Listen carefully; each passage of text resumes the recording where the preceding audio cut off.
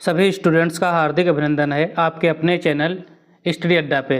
तो आज की क्लास में हम आप लोगों को बताने वाले हैं कि कल के एग्ज़ाम में कौन सी सेंट्रल आइडिया पूछी जाएगी। जो भी बच्चे कक्षा 10 की परीक्षा देने जा रहे हैं कल, तो मैं आप लोगों को बताना चाहूँगा कि कौन कौन सी सेंट्रल आइडिया कल देखने को आपको मिलेगी परीक्षा हाल में। तो मैं आप लोगों को कुछ सेंट्रल आइडिया बता रहा हूँ जो कि इम्पोर्टेंट हैं। 100% के साथ मैं कह सकता हूँ कि यही परीक्षा में पूछी जाएगी। तो सबसे पहले आप लोगों को मैं बताना चाहूँगा, वीडियो सभी अपने दोस्तों तक शेयर कर दें ताकि आपके सभी दोस्त वीडियो को देख सकें और यहाँ से नंबर प्राप्त कर सकें, क्योंकि मैं वही सेंट्रल आइडिया बताऊँगा जो आपको कल परीक्षा में देखने को मिलेगी। तो सबसे पहली जो सेंट्रल आइडिया है, डस्ट ऑफ स्नो। तो डस्ट ऑफ स्नो अवश्य पढ़ें। रॉबर्ट फ्रॉस्ट ने लिखा है इसको, ठीक है, डस्ट ऑफ स्नो पोएम को। और फायर एंड आइस, ये दोनों जो है रॉबर्ट फ्रॉस्ट के पोएम हैं। तो ये दोनों में से एक कोई आएगी, ठीक। तो डस्ट ऑफ स्नो की सेंट्रल आइडिया देखिए, इसमें the poem expresses the significance of small things in changing one's attitude. The poet appreciates the beauty of the snow flakes which changes his mood and saved many precious moment from being wasted away. The crow shakes off the snow dust from a hemlock tree the same way one can shake off the sadness from one's head. देखिए इसमें कवि बता रहे हैं Robert Frost. देखिए ये जो एक पेड़ के पास होते हैं, एक कौवा आता है, पेड़ को हिला देता है, उस पर से कुछ बर्फ़ के टुकड़े गिर जाते हैं, तो ये जो मूड इनका सैड था वो थोड़ा हैप्पी हो जाता है। तो यही कुछ कहानी इसमें है, ठीक है, वही इसमें बताना चाहते हैं। उसके महत्व को कुछ छोटी वस्तु जो होती है वो चेंज ला देती है एटीट्यूड में, तो ये सब बता रहे हैं इसमें, ठीक है। तो डस्ट ऑफ स्नो को आप लोग अच्छे से रट लीजिए, ठीक है। दूसरी जो मैंने आप लोगों को बताया कौन सी, तो फायर एंड आइस, आप लोग इसका स्क्रीनशॉट ले लें, ठीक है। फायर एंड आइस का भी स्क्रीनशॉट ले लें। तो इसमें से दो में से एक पूछी जाएगी। फायर एंड आइस को भी रॉबर्ट फ्रॉस्ट ने लिखा है।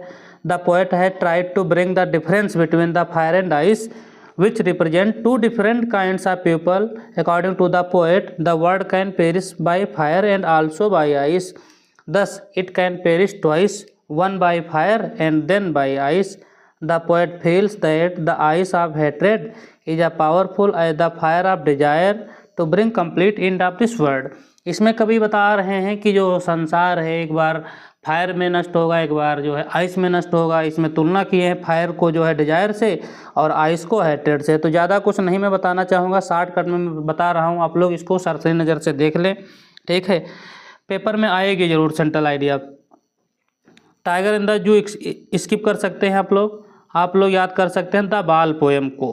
द बाल पोएम सेंट्रल आइडिया अवश्य लर्न करें। इसमें क्या है, the central idea behind the poem is an awareness of the pain of loss and the courage it takes to accept it. The boy loses his favorite ball and is very upset.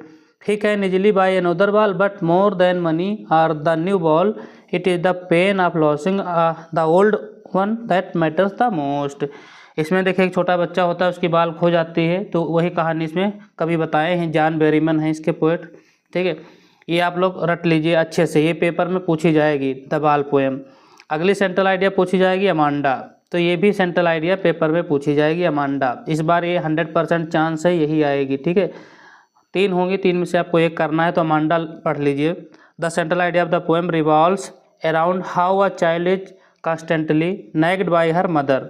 The poetess said light on how a child is always monitored and questioned about her action by her mother. Therefore, Amanda dreams to get away from her troubles. इसमें जो Amanda लड़की है वो सोचती है कि हम अपने मम्मी पापा के जो हमको परेशान करते हैं, बार बार बताते हैं, उन सब बातों से मैं छुटकारा पा जाऊं।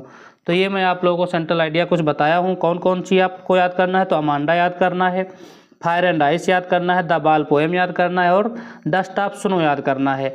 तो इन सेंट्रल आइडिया को आप लोग पढ़ लीजिए, ठीक है, लर्न कर लीजिए। 100% के साथ मैं कहता हूँ डस्ट ऑफ स्नो आपको परीक्षा में देखने को मिलेगी, अमांडा देखने को ही मिलेगी, बाल पोएम देखने को ही मिलेगी, फायर एंड आइस को भी आप लोग पढ़ लीजिए, ठीक है। तो ये कुछ सेंट्रल आइडिया मैंने आप लोगों को बता दी हैं, आप लोग इनको पढ़ लीजिए। वीडियो पसंद आया हो तो वीडियो को लाइक करना ना भूलें। चैनल पे नए हो तो प्लीज़ दोस्तों चैनल को सब्सक्राइब अवश्य कर लें, ताकि जो अगले एग्ज़ाम होंगे, ठीक है, उसमें जो इंपॉर्टेंट क्वेश्चन होंगे मैं आप लोगों को बताता रहूँगा। Thanks for watching this video.